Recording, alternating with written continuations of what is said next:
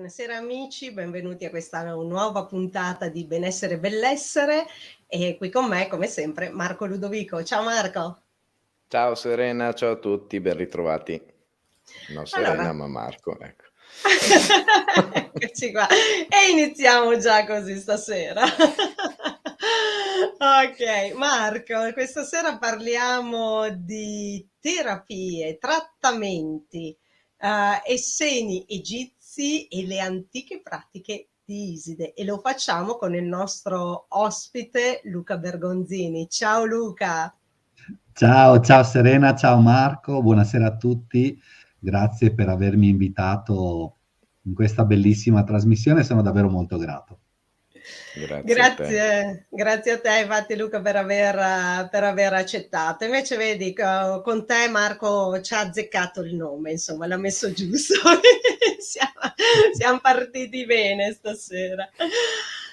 Allora, Luca, questo argomento così particolare, questi trattamenti particolari, chiamiamoli così. Allora, prima di addentrarci però nell'argomento, io ti chiedo ovviamente di spiegare ai nostri amici chi sei e come mai alla fine sei giunto a queste pratiche. Allora, io sono Luca, appunto, e ho iniziato il mio percorso di ricerca, e parlo proprio di ricerca perché davvero ho dovuto ritrovarmi per comprendere effettivamente quali passi compiere, e compiere nel senso quali passi dovevo assolutamente trovare per comprendere effettivamente ciò per cui ero giunto. Diciamo che io ho iniziato più o meno all'età di 20 anni, oggi ne ho 50, a cercare di comprendere quelle sensazioni che dentro di me in qualche modo implodevano e, e mi facevano paura, mi facevano soffrire. E queste sensazioni erano ansia, attacchi di panico e moltissime altre sensazioni. E, e quindi ho sempre avuto questa grande curiosità di cercare di comprendere effettivamente quale fosse il senso di quei messaggi interiori. L'ho capito poi che erano dei messaggi interiori, però diciamo che già in quegli anni il mio sentire mi portava esattamente lontano da tutto quello che era magari la medicina allopatica, tutto quello che era, tra virgolette, come dire, mettiamo a tacere questo sintomo perché chiaramente è un sintomo che crea un disagio molto forte, molto importante, per così poter essere libero. E io non ho mai voluto percorrere quella strada perché sentivo che quella strada non era assolutamente una strada in risonanza con il mio sentire. E quindi in un certo senso ho fatto il contrario di tutto quello che mi hanno sempre detto. E quindi questo mio percorso di ricerca mi conduce poi piano piano e lentamente a, a cercare di interpretare in un qualche modo tutti quei sintomi, segnali o messaggi interiori che dentro di me in qualche modo appunto implodevano. Quindi il mio percorso di ricerca inizia molto tempo fa in realtà e, e quel percorso mi ha condotto poi a scrivere 2 libri, anzi 3 libri, chiedo scusa. Quindi il primo libro nel 2012, Semplici pensieri di vita, e fu davvero un approccio così molto, molto giovane, molto, molto crudo questo approccio, però mi permise effettivamente di comprendere che dentro di me c'era davvero qualcosa di straordinario, perché ricordo che quando stavo male, e parlo di male nel senso di attacchi di panico, e quindi mi ricordo che prendevo la macchina, fuggivo in mezzo alla natura, parcheggiavo la macchina e iniziavo a respirare in mezzo a questa natura sugli argini di un fiume cercando di capire effettivamente cosa mi stava accadendo. E poi mi ritrovavo per caso a scrivere delle sensazioni che in quel momento mi attraversavano, e quando poi le leggevo qualche giorno dopo, rimanevo quasi stupefatto dalla bellezza di tutto quello che avevo scritto. Non tanto perché era bello quello che avevo scritto, ma perché era significativo e assolutamente esaustivo, perché riuscivo a comprendere effettivamente alcune parti di Luca. E quindi da lì poi è iniziato questo percorso. In realtà, Vogliamo, Luca, scusa, visto dimmi. che hai nominato il tuo primo libro, vogliamo anche parlare degli altri due brevemente? Sì, allora Serena, Semplici pensieri di vita nasce nel 2012, poi nel 2014 nasce Gli accordi dell'anima, un lavoro, un lavoro molto più profondo, perché è una raccolta di pensieri, aforismi, riflessioni, sensazioni, poesie, quindi è proprio un recipiente molto pregno di Luca, pregno nel senso che c'è davvero tutto quello che stavo cercando di comprendere in quel libro. Poi l'anno scorso, esattamente a dicembre del 2020, quindi ormai insomma, no, un anno e qualche mese fa, esce Aforisma di vita. Aforisma di vita, che è il mio terzo libro, appunto, quello che vediamo ora. E Aforisma di vita in realtà è davvero un messaggio estremamente potente, perché mi attraversa in toto, e qui sostanzialmente racconto brevemente una parte della mia storia, della mia vita, non tanto perché ho voluto pubblicare un'autobiografia, ma perché ho voluto dare una speranza a tutte quelle persone che si trovano nel tunnel della sofferenza, del dolore, diciamo dei mali dell'anima, come così vengono definiti oggi, per far comprendere loro che effettivamente da quel tunnel ci si può uscire.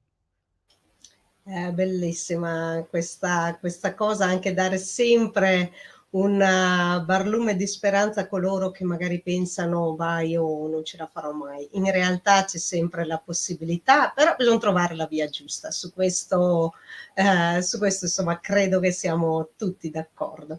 E insomma Luca, questo percorso, questo che hai fatto, ti ha portato a conoscere a fare questo percorso che ti ha portato ovviamente a essere poi un operatore per i trattamenti egizi, esseni egizi e queste antiche pratiche di Iside. Insomma, spiegaci un po' di cosa si tratta, e anche perché, sai, quando noi andiamo a toccare l'aspetto, anche solo il nome egizi, Iside, insomma, c'è sempre un certo fascino. Ti ringrazio, Serena. Allora, io in realtà mi sono avvicinato a queste pratiche più o meno 5 anni fa, quindi non è passato molto tempo. Nel frattempo ho fatto molti percorsi olistici, nel frattempo sono diventato Master Reiki, quindi il mio primo approccio olistico è stato proprio il Reiki, ma sinceramente l'ho fatto solo ed esclusivamente per me stesso, non perché volevo in qualche modo aiutare le persone a stare meglio, assolutamente. Poi accade un bel giorno in cui mi ritrovo in una situazione, in una condizione psicofisica esistenziale molto particolare, nel quale proprio mi sento implodere. Facevo all'epoca un lavoro che non mi piaceva, chiaramente, però lavorare bisogna, quindi insomma me lo facevo piacere, però sentivo effettivamente dentro di me quel cavallo imbizzarrito che conoscevo molto bene, che mi diceva no, questa non è la tua strada, questa non è la tua strada, questa non è la tua strada. Io poi sono sempre stato un grande ricercatore, perché ho sempre cercato di comprendere effettivamente quale poteva essere la mia strada. Quindi mi approccio a una grandissima terapeuta, che poi è diventata la mia formatrice e insegnante, parliamo di Chantal Dejean, e all'epoca lei faceva ancora i trattamenti individuali, e quindi mi approcciai a lei e feci 2 incontri, quindi feci 2 incontri tramite Skype, quindi 2 trattamenti a distanza, e poi da lì a circa dopo 2 mesi la incontrai in presenza a Reggio Emilia. La incontrai in presenza e mi fece proprio un trattamento in presenza lei, uno suo marito, quindi feci 2 trattamenti in un'unica seduta, in un'unica sessione. Io non so cosa accadde, però so che quando venni fuori dalla sala chiesi di potermi iscrivere all'Accademia e quindi così iniziai il percorso di formazione di terapie essene, egizie e le antiche pratiche di Iside. Venni in qualche modo attraversato da una forza che, mh, che mi spinse a dire questa è la via, questa è la via. Quindi qualcosa o qualcuno mi prese per mano e mi disse iscriviti, no, all'Accademia e vedrai cosa accadrà. Io inizialmente non ci credevo, nel senso che io ho fatto l'Accademia di formazione solo ed esclusivamente per riuscire a diventare terapeuta di me stesso, perché volevo assolutamente comprendere tutte quelle sfaccettature, tutte quelle ombre, quei misteri che ancora dentro di me in qualche modo ogni tanto venivano a galla, no? Li chiamiamo di solito scheletri nell'armadio, ma io non ho mai voluto continuare a chiudere dentro l'armadio questi scheletri. Io volevo guardarli in faccia definitivamente per poterli poi lasciare andare. E così questo percorso di formazione straordinario, non solo perché la formazione è pratica, ma perché la formazione in realtà di questa accademia che si chiama Essenia Academy, formata appunto da Chantal Dejean e Filippo Curto, quindi suo marito, è una formazione che ci destruttura per poi ristrutturarci. Quindi fa cadere effettivamente tutte quelle maschere che in qualche modo non ci appartengono più. Scusami Luca, quindi in altri termini crea il caos e dal caos un nuovo cosmo. Bravissima, proprio così. È proprio Quin così. quindi non va a coprire, come spesso succede con determinate pratiche, ma va proprio a togliere per poi costruire qualcosa di nuovo. Assolutamente sì. Io guarda, userei un termine molto forte, proprio a scardinare tutto quello che non siamo. E, e lo fa questa accademia a volte anche in maniera molto forte, perché io ho avuto dei momenti in cui pensavo di ritirarmi, pensavo di non essere all'altezza, pensavo che fosse davvero troppo forte per me a livello emotivo, a livello energetico, perché quando ci si ritrovava ogni volta che io andavo a scuola, sentivo proprio dentro di me che il campo del mio cardiaco iniziava a vibrare in maniera diversa. E quindi inizialmente mi spaventava questa cosa, perché era troppo forte da contenere. Era come se il mio cuore battesse molto più veloce di quello che ero abituato ad ascoltare. E quindi c'erano molte conflittualità, c'erano molte paure, c'erano molte effettivamente maschere che dovevano cadere e schemi che dovevano ridisegnarsi. E quindi sempre quella voce mi diceva: "Continua, stai qua, continua, non ritirarti, non preoccuparti, qualcosa succederà". E quindi ho sempre avuto poi questa grande capacità di resistere, di resistere, di resistere a alla mia stessa ombra, perché sapevo che in fondo prima o poi avrei trovato la luce al di là di questa ombra, perché una parte di me era curiosa assolutamente di vedere cosa c'era dall'altra parte e quindi caparbio, come sono sempre stato e testardo da buon toro, ho stretto i denti e sono arrivato alla fine di questo straordinario percorso di formazione che senza accorgermi mi ha condotto esattamente laddove la mia anima aveva già deciso di andare molto tempo prima. E quindi sono stato formato, mi sono diplomato, sono diventato operatore olistico, specializzato appunto in trattamenti esseni egizi e le antiche pratiche di Iside.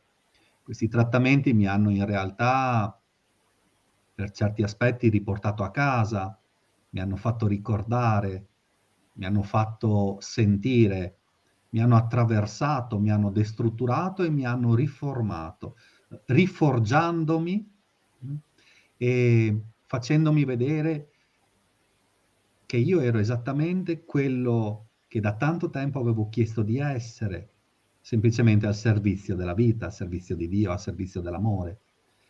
E così, piano piano, ho iniziato a svolgere queste pratiche e per me è stato ritornare a casa.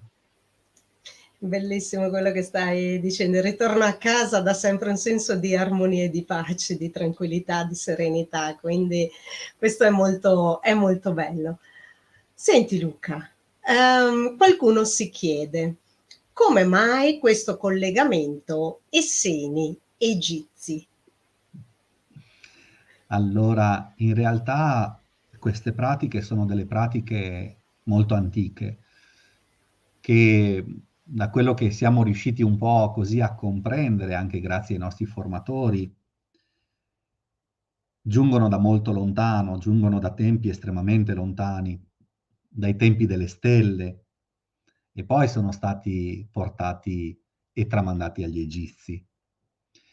E quindi gli Egizi, grandi conoscenti, grandi sacerdoti, grandi maestri, hanno praticato per molto tempo queste pratiche che io definisco sacre, perché in un trattamento esseno-egizio ci si riconduce davvero alla sacralità, alla verità dell'anima, alla bellezza di tutto ciò che non è struttura, di tutto ciò che cerchiamo e ricerchiamo fin dalla notte dei tempi.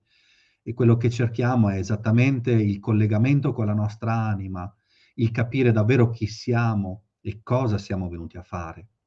Quindi poi, sai, dagli Egizi questa grande, grazie, no? Questa grande pratica, queste grandi pratiche sono state tramandate poi agli Esseni. C'era questo grande collegamento, no? Quindi con Mosè, con altissime altre, no? Parti di questo antico Egitto che comunque ha portato la grande conoscenza in tutto il mondo, in ciò che siamo oggi, no? Parte tutto da lì. E quindi poi gli Esseni, ricordiamo la comunità essena del Maestro Gesù, chiaramente, lui era un esseno. E quindi queste pratiche in realtà sono proprio un ricondurci a ritrovare noi stessi, a ritrovare davvero la fonte, a ritrovare il collegamento con la sorgente. Una volta a quei tempi, prima di prepararsi a ricevere un trattamento, bisognava prepararsi, ci voleva quasi un anno, c'era un anno di preparazione, perché per poter ricevere un trattamento era come ricevere un'iniziazione. E per ricevere un'iniziazione a livello energetico così potente, così immensa e così sacra, bisognava davvero avere tutti i corpi allineati, quindi parliamo di corpi sottili. Parliamo di corpi sottili, parliamo di corpo fisico, parliamo di meditazione, parliamo di centratura, parliamo di moltissime altre parti di noi che poco si conoscono e che in qualche modo dovevano essere totalmente allineate per poter ricevere questo grande dono, perché ricevere un trattamento era ricevere un dono, era ricevere un dono che non a tutti veniva concesso, ma solo a coloro che effettivamente avrebbero dovuto poi portare qualcosa. E quindi credo che sia tutto questo meraviglioso.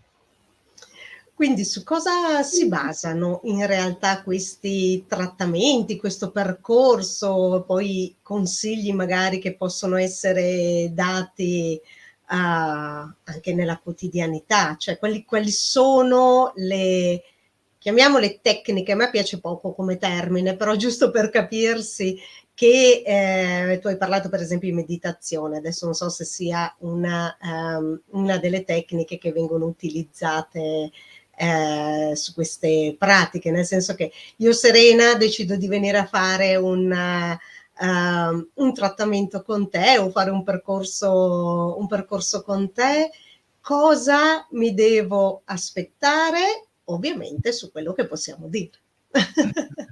Allora, in realtà è un incontro molto bello. È un incontro molto bello che si basa su un colloquio. Il colloquio serve esattamente per tracciare una sorta di mappa e per comprendere tutti quegli aspetti che la persona ovviamente porta da me, porta nell'incontro, perché spesso le persone che giungono a me o che giungono appunto a un incontro di terapia essene, cerca di comprendere degli aspetti di sé che non riesce a vedere, che non riesce a sentire, o perché magari la propria vita non va esattamente come desidera, perché magari soffre di ansia, di depressione o altri disturbi. Quindi attraverso il colloquio si cerca di far diventare consapevole la persona di quello che effettivamente c'è di nascosto, di celato, che ha bisogno semplicemente di essere consapevolizzato. Quindi attraverso il colloquio facciamo vedere alla persona cosa c'è che effettivamente ha bisogno di essere messo a punto, diciamo. C'è la lettura dell'aura. La lettura dell'aura ci permette di capire e di vedere moltissime cose. La lettura dell'aura è uno strumento estremamente potente, è uno strumento che ci permette di comprendere effettivamente anche l'anima di quella persona, in realtà cosa sta cercando di dire alla personalità, quindi alla macchina biologica, attraverso questi messaggi. I messaggi sono la paura, l'ansia, la depressione, la rabbia, la gelosia. Io li chiamo messaggi, li chiamo strumenti, perché effettivamente interpretati in questo modo sono davvero qualcosa di straordinario. Io dico sempre alle persone che giungono a me, è come se noi fossimo in macchina, quindi in automobile, e si accendono delle spie. Non è che andiamo a staccare la lampadina o a togliere il fusibile, così la spia non si accende più. Ed è quello che purtroppo la medicina occidentale fa e ha fatto per anni. Ma andiamo a cercare di comprendere che quella lampadina, quella spia, quel fusibile sono parti di quel veicolo e quindi non vanno soffocate o messe a tacere, ma vanno accolte innanzitutto con gratitudine, perché quelle parti sono parti della persona che hanno semplicemente bisogno di esprimere e di parlare attraverso queste sensazioni. Le sensazioni è ovvio che sono sgradevoli, perché se fossero sensazioni di piacere non ci si soffermerebbe mai ad ascoltare quella sensazione, quel sintomo, quel malessere, quel disturbo o quella resistenza. Quindi innanzitutto si insegna alla persona a utilizzare i propri strumenti, a utilizzare le proprie spie, a iniziare ad avere un approccio diverso nei confronti di se stesso, nei confronti della vita. E io insegno alle persone non tanto a meditare, perché giungono da me moltissime persone che fanno moltissima meditazione, che spesso sono in astrale, che spesso hanno moltissimi problemi di radicamento, che spesso hanno problemi con il primo chakra, che spesso hanno problemi con il padre, con la madre, e quindi si tende a fuggire molto con queste grandi pratiche, come la meditazione, come i viaggi astrali, come le canalizzazioni, ormai oggi è qualcosa di incredibile. Io invece cerco di aiutare le persone a riconnettersi con Madre Terra attraverso il respiro. Quindi insegno loro ovviamente la praticità di essere qua incarnati in questa materia attraverso questo veicolo cosiddetto chiamato macchina biologica.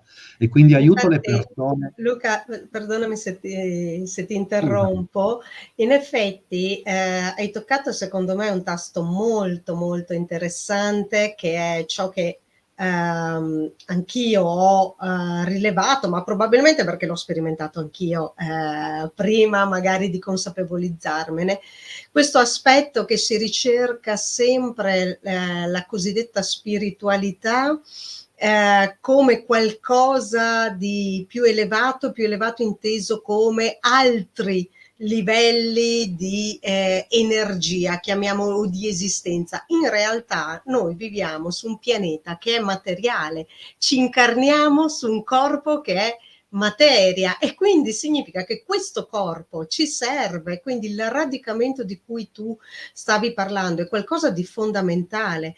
Quando noi non abbiamo radici è proprio perché cerchiamo di scappare da qualcosa che non ci piace, e tu lo stavi, infatti voglio ringraziarti perché lo stavi descrivendo in maniera molto dettagliata, che è un aspetto invece che spesso si tralascia, perché si pensa esiste lo spirito, il corpo, la materia non ha non ha importanza. In realtà no, perché per realizzare la nostra spiritualità abbiamo bisogno proprio della materia. Scusami se ti ho interrotto, ma è un aspetto che mi sta particolarmente a cuore. Anzi, ci mancherebbe, ringrazio te, Serena. E quindi non dico con questo che non sia assolutamente importante fare meditazione, ma prima di imparare a fare meditazione dobbiamo imparare ad essere radicati. Questo è importante. E quindi spesso riporto le persone con i piedi per terra, aiuto le persone concretamente ad entrare in contatto con le loro sensazioni, affinché loro inizino e imparino ad ascoltarle con grande naturalezza, con grande spontaneità e non con paura. Perché io dico sempre, ricordatevi che quando la paura bussa alla porta e noi andiamo ad aprire, là fuori non c'è nessuno, o meglio, troviamo la nostra libertà. È qualcosa di straordinario. E spesso lo faccio questo esempio, lo faccio proprio durante il colloquio. Quindi questo è il colloquio, lettura dell'aura, tutto quello che si fa. Poi si passa al trattamento energetico.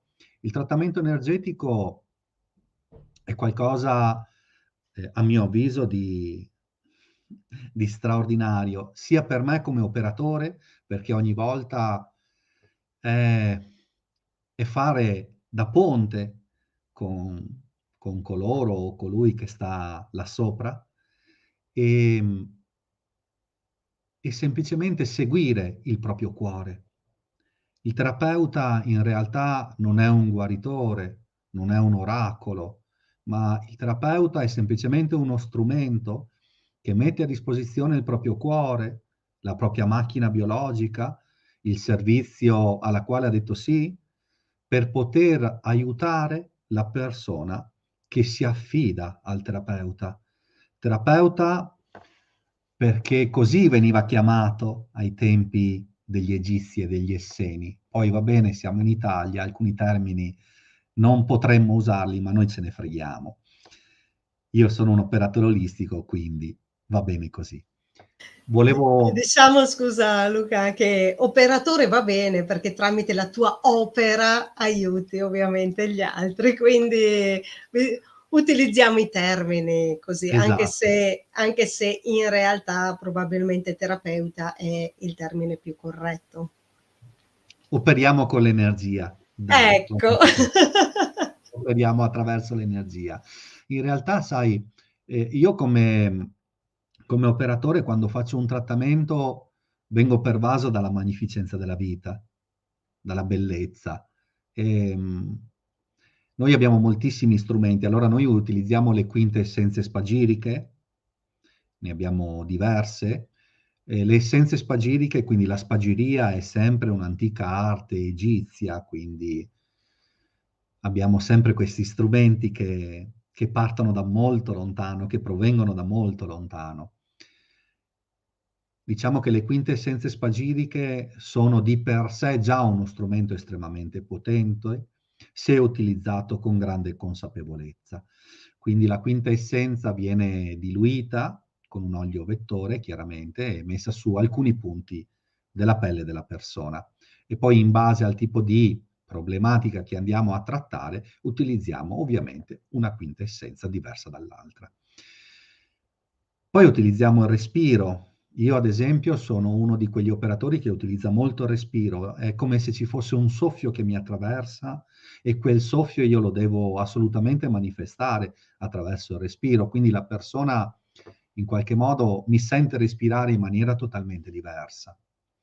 E poi c'è un altro strumento che è per me forse lo strumento più bello in assoluto, che è il suono esseno.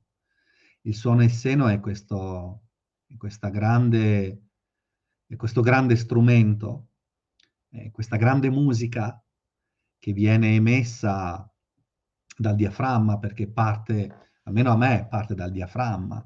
No? E quando si dice qualcosa di pancia, sì, è proprio qualcosa di pancia, che fuoriesce e di volta in volta, in base al tipo di lavoro che si sta facendo, cambia tonalità, cambia suono, a volte più acuto, a volte più grave.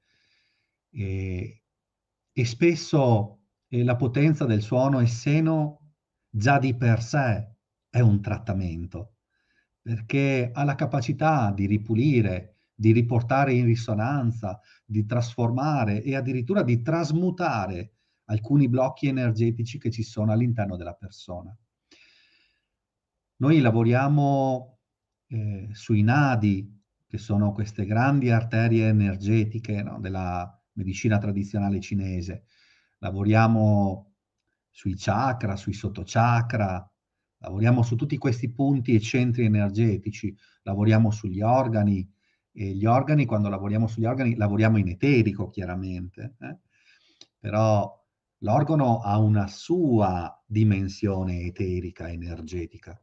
E quindi spesso la persona che riceve un trattamento esseno egizio vive effettivamente un'esperienza straordinaria. Non tutte le persone, ma la maggior parte sì. La maggior parte di quelle persone che si avvicinano e che sentono proprio una chiamata, no? E dicono io sono qua perché sento di essere qua, non le persone che sono curiose di provare un trattamento, perché non è un massaggio, perché non è una coccola, perché non è uno sciogliere i muscoli, no, qua c'è semplicemente il tocco delle mani che vengono imposte in alcuni punti del corpo, guidati da una fonte, da una sorgente che ti attraversa.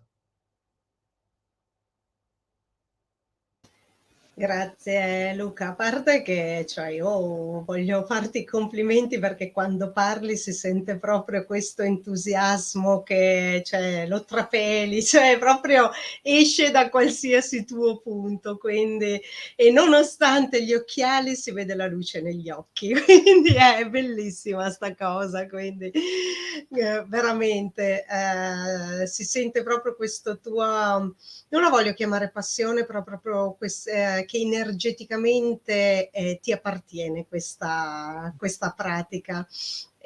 Quindi bello, veramente. Luca, tu hai parlato del suono. E quindi la voce dell'operatore è fondamentale per aiutare l'altra persona, o anche l'altra persona utilizzerà poi un giorno la propria voce, il proprio suono per riuscire a fare qualcosa da sé?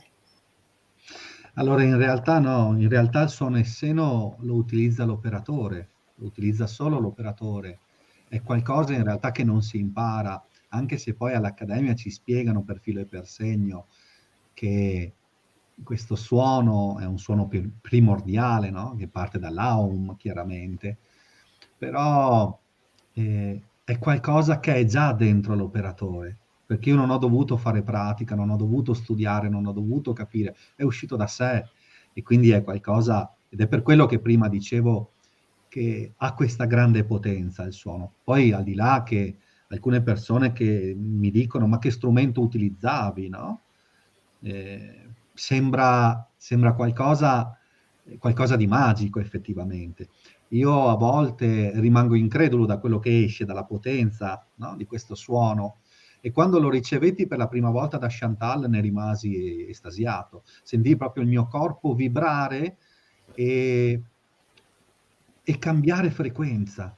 E cambiare frequenza. Quindi fu straordinario. Poi scusa, mi sono anche dimenticato, usiamo anche una candela, quindi la fiamma della candela, poi per bruciare alcune cose che magari hanno bisogno di essere tolte dalla persona. Quindi andiamo in realtà a rimettere in equilibrio, a ripulire, a ristabilire, affinché la persona poi divenga cosciente e consapevole innanzitutto dei propri doni, dei propri talenti, della propria bellezza e di tutto quello che effettivamente deve lasciare andare, deve imparare a lasciare andare per stare bene e quindi sganciarsi poi da quelle egregore, da quei passati, da quei rancori e quindi insegno alle persone poi in realtà a, a capire se stessi e insegno loro a imparare a fidarsi delle proprie sensazioni, del proprio sentire, quindi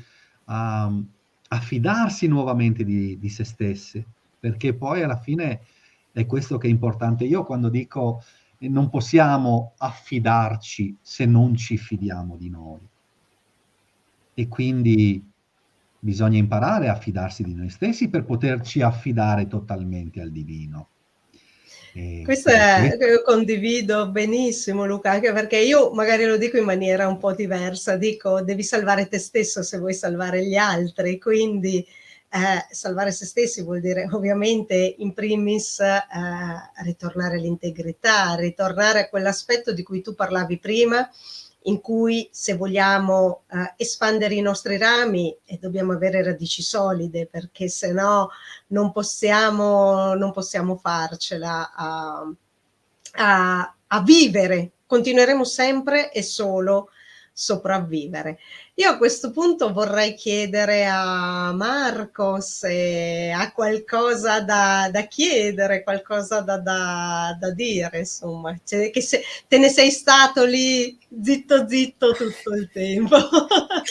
Ma sai che a me piace tantissimo parlare, ma ancora di più ascoltare, quindi stavo molto bene lì, soprattutto oggi, perché ascoltavo con estremo piacere tutto quello che diceva e raccontava Luca.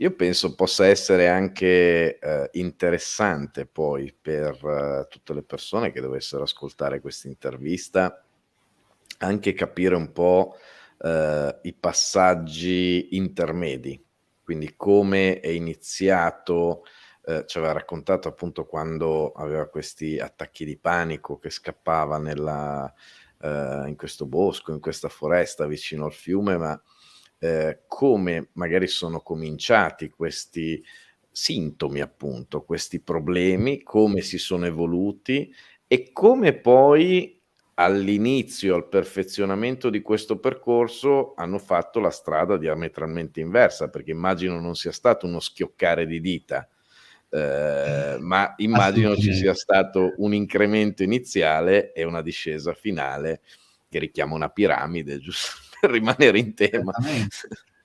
E quindi penso sia bello e importante capire anche questo.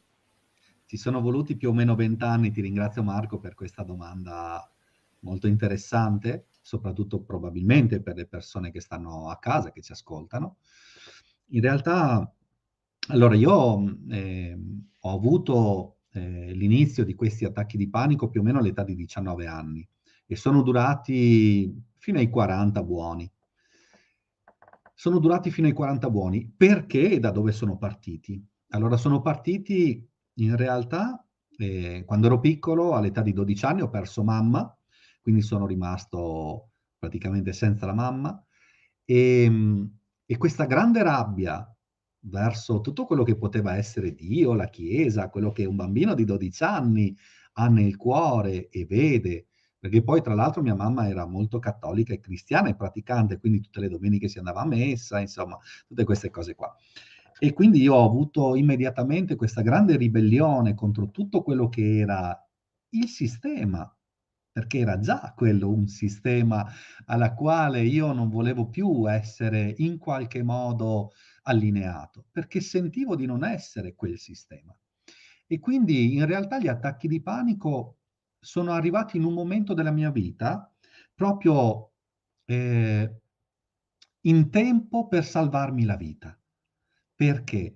Perché io già all'età di 16 anni ho iniziato a vivere per strada, quindi attraversavo la strada di casa e mi recavo in questo quartiere che all'epoca si chiamava il Bronx, quindi quei quartieri un po' di case popolari, un po' così difficili, di realtà difficili, di situazioni difficili, dove effettivamente vigeva, no, la violenza, dove c'erano le prime droghe, quindi le droghe leggere come l'hashish, la marijuana, e subito dopo sono arrivate le droghe più pesanti, perché chiaramente in quegli anni, e parliamo degli anni '80, l'eroina è stata davvero una grande protagonista. Io fortunatamente, e dico ho avuto la fortuna e il privilegio di non approcciarmi mai alle droghe pesanti come l'eroina, perché in realtà la morte di mia madre mi salvò la vita. Come? Io ricordo che quando mamma faceva le chemioterapie e quindi veniva a casa, e spesso mio padre gli faceva delle iniezioni ed erano iniezioni di morfina per i dolori. Quindi ho visto talmente tante siringhe nella mia vita che non potevo assolutamente pensare o lontanamente immaginare che una siringa potesse darmi la bellezza di uno sballo o la bellezza di qualcosa di meraviglioso. Quindi la morte di mia madre mi salva la vita e quindi questa è la bellezza della vita anche. Io però all'epoca non l'ho compresi perché ero troppo giovane e poi ero troppo arrabbiato, ero troppo immaturo, non sapevo dove andavo. Io volevo solo in realtà sparire, svanire e non sentire più nulla. Quindi arrivati a un certo punto che praticamente mi facevo le canne quasi tutti i giorni, bevevo quasi tutti i giorni, ero arrivato a un punto di non ritorno, quindi gli attacchi di panico emergono proprio per salvarmi la vita, come dire adesso basta. L'attacco di panico chi era in realtà? Era la mia coscienza, era la mia anima attraverso il mio sentire che venne fuori. Però per capire che effettivamente quegli attacchi di panico mi stavano salvando la vita, ci ho messo quasi 20 anni. Quindi è stato un percorso di grande ricerca e io lo dico sempre alle persone, ricordatevi che chi cerca trova, se davvero vogliamo trovare qualcosa dobbiamo continuare a cercare e non per curiosità, ma perché proprio sentiamo di doverlo fare. Quindi passai, ricordo, 2 anni e mezzo chiuso in casa, tutte le amicizie, tutti gli amici, no, non vidi più nessuno, perché proprio io non riuscivo neanche a uscire di casa.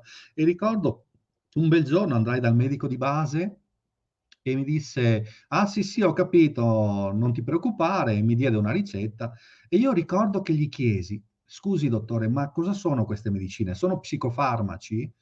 Fa: "Sì, sono medicine, ma non preoccuparti, ti faranno bene". Ecco, io alla parola psicofarmaci, che manco sapevo cosa fossero, dissi no. Quindi strappai la ricetta, me ne tornai a casa.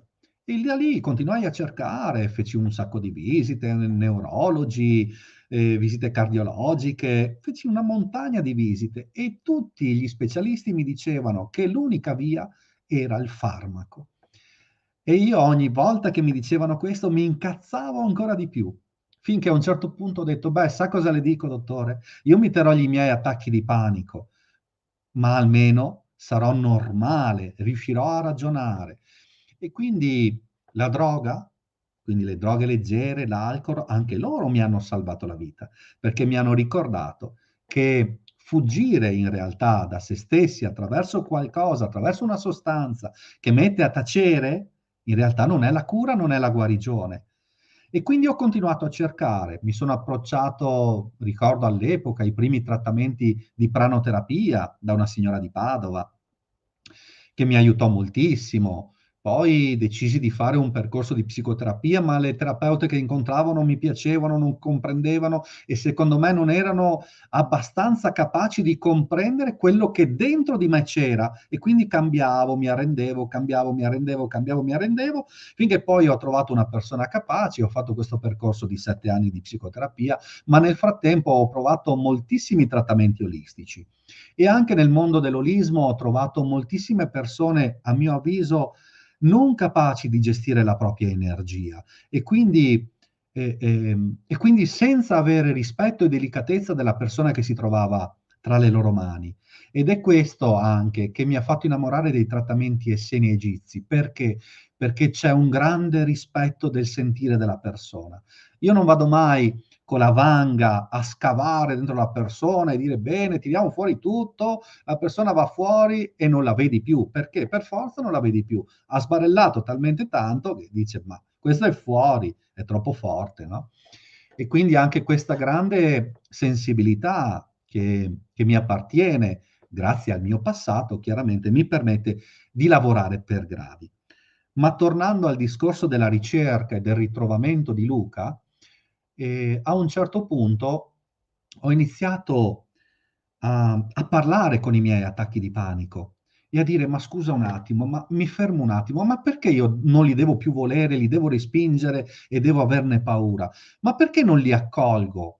Perché probabilmente mi stanno parlando, è una parte di me, non è che arriva dall'esterno. Sono di Luca questi attacchi di panico. E da lì piano piano, piano piano, piano piano è iniziato questo dialogo interiore con quella parte di me stesso che in realtà voleva guidarmi affinché io trovassi la strada verso casa. E quindi è stato un percorso molto lungo, molto complesso, molto doloroso, molto spaventoso, però oggi sono immensamente grato di aver avuto il privilegio di aver vissuto tutte queste esperienze perché oggi mi permettono di aiutare moltissime persone. Luca, è bellissimo, intanto grazie per per questi tuoi aneddoti, insomma, biografici che aiutano molto anche le persone a comprendere che un po' tutti abbiamo i nostri momenti di ombra, i nostri momenti poi che ci permettono poi di sviluppare però la nostra luce. Quindi bellissimo quello che tu hai appena riportato come tua esperienza personale, perché la maggior parte delle persone in realtà hanno paura di parlare di cosa sono stati e preferiscono far vedere che sono sempre stati ovviamente nella totale luce. In realtà, insomma, noi siamo nella luce proprio perché esiste anche l'ombra e la Spero di averti parte. risposto, Marco. Assolutamente sì, e mi associo ai ringraziamenti perché comunque hai fatto qualcosa di grande, di importante, ti sei aperto completamente con noi, con tutti gli altri, penso possa essere un esempio fantastico di come affrontare una cosa pur complessa, molto complessa. Esatto, anche Io credo per sia, io credo sia necessario mostrarsi alle persone davvero così come siamo, perché siamo uguali agli altri, non c'è nessuno di più bravo o di meno bravo, c'è semplicemente qualcuno che ha iniziato prima, ma io non mi definisco l'assoluto, un maestro, assolutamente. Ho talmente tante cose da imparare e che imparo ogni volta con ogni persona che incontro che viene a fare un trattamento da me. Perché ogni persona mi insegna qualcosa, ogni persona mi mostra qualcosa di me, ogni persona mi mostra e mi ricorda quel Luca arrabbiato, quel Luca incazzato, quel Luca deluso, amareggiato e tantissime altre parti di Luca. E quindi ogni volta ringrazio per tutta questa bellezza, perché è proprio questo che che mi sostiene, mi sorregge, mi accompagna nel prendere per mano o nel tendere la mano a tutti coloro che giungono a me. E com'è Infatti, per, vai, vai Marco, com'è vai, per vai. curiosità rivedersi, specchiarsi in altre persone? È divertente, è curioso, com'è rivedersi In in base a realtà quello che dicevi adesso? è di una bellezza infinita, perché riesci a vedere quanto lavoro e quanta strada hai fatto e quanto coraggio hai avuto. Ed era necessario proprio essere attraversati da tutta quella roba lì per poter essere oggi al servizio di tutti coloro che hanno bisogno di quella roba lì, di quell'esperienza in realtà, di quel cuore, di quell'amore. Io credo che bisogna essere davvero, bisogna ritornare ad essere umili, bisogna ritornare ad essere se stessi, spontanei, veri, e smettere di vergognarsi o di mascherarsi da quello che non siamo, perché noi siamo il frutto del nostro passato. Assolutamente d'accordo, e soprattutto è nel qui e ora che noi costruiamo il divenire.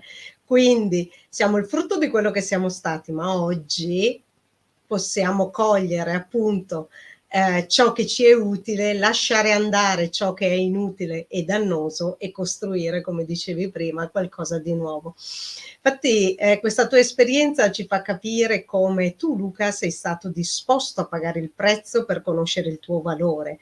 Molte persone invece preferiscono non pagare il prezzo e rimanere magari in quella situazione perché, tra virgolette, come diceva Marianne Williamson, hanno paura della propria luce.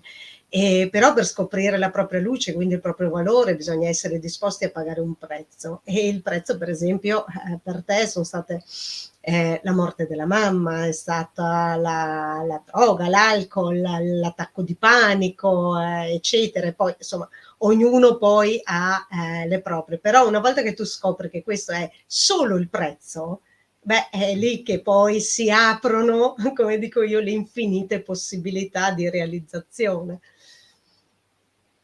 Assolutamente sì.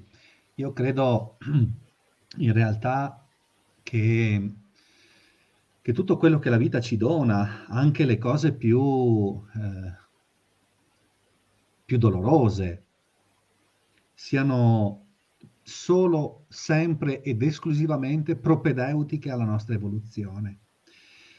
E come insegno alle persone che vengono da me e dico dobbiamo imparare, dovete imparare, anzi dovremmo imparare a, a guardare la vita terrena con gli occhi dell'anima e uscire da tutta questa manifestazione egoica, da tutte queste rabbie, da tutto ma perché a me, perché, per come, per quando, no? E quindi entrare nella visione dell'anima per poter comprendere davvero che siamo esseri divini.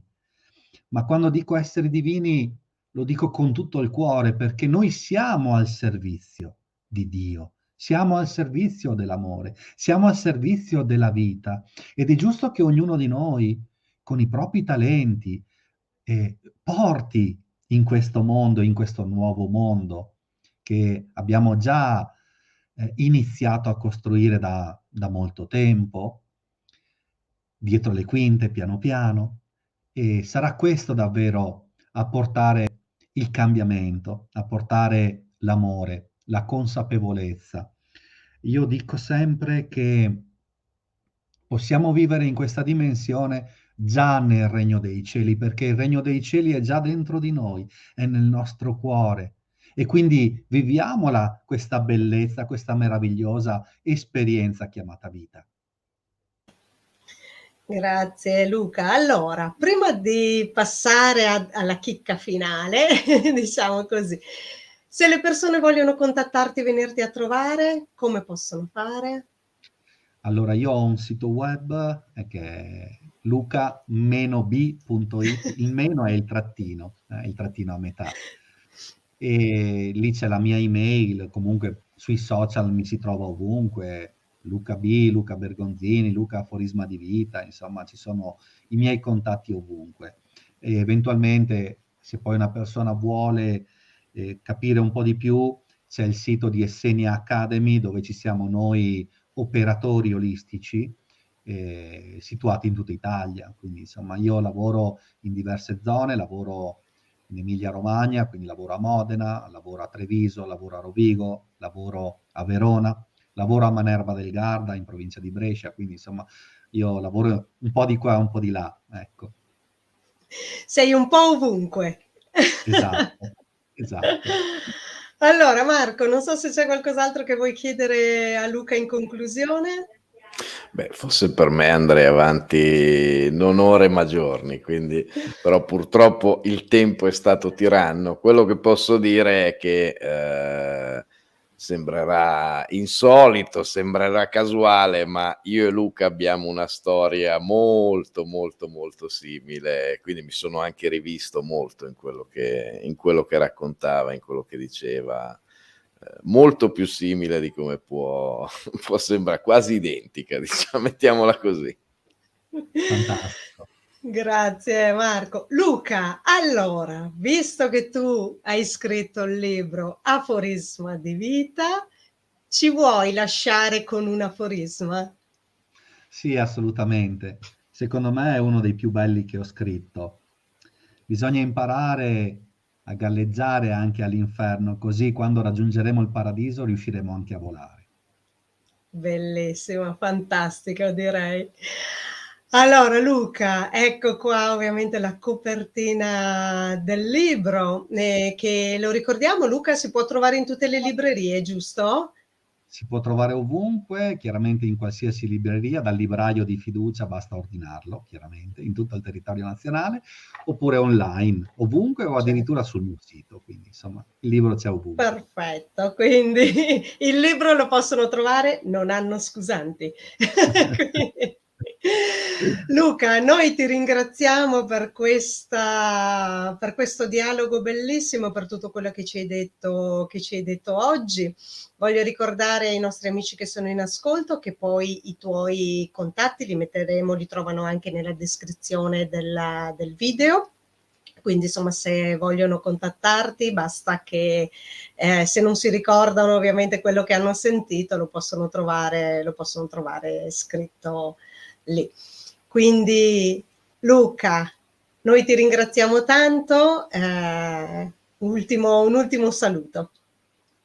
Io ringrazio voi perché mi sono sentito a casa, quindi per me è molto bello. Quando Serena mi hai contattato qualche giorno fa, non ho avuto nessuna resistenza, quindi io ascolto molto il mio sentire, quindi ho accolto con molta gioia questa vostra richiesta. Sono davvero molto grato di aver potuto parlare di questi trattamenti esseni egizi e le antiche pratiche di Iside, perché per me è davvero qualcosa che mi ha cambiato la vita, e quindi dico grazie, grazie infinitamente, grazie a tutto quello che ho incontrato e ho sperimentato e sicuramente sperimenterò ancora. Quindi che dire, grazie a voi, grazie a te Serena, grazie a Marco e grazie a questa bellissima trasmissione che secondo me nutre molte coscienze. Grazie. E Luca, è stato davvero un enorme piacere. Davvero. Quindi grazie a Luca, grazie Marco, grazie a tutti voi che ci avete ascoltato. Ovviamente ringraziamo anche i 3 canali su cui andiamo in onda, MRTV Italia, Border Nights e il canale Serena Pattaro. E vi aspettiamo per la prossima settimana per una nuova puntata di Benessere, Bellessere. Grazie a tutti, buona serata e Marco, sigla.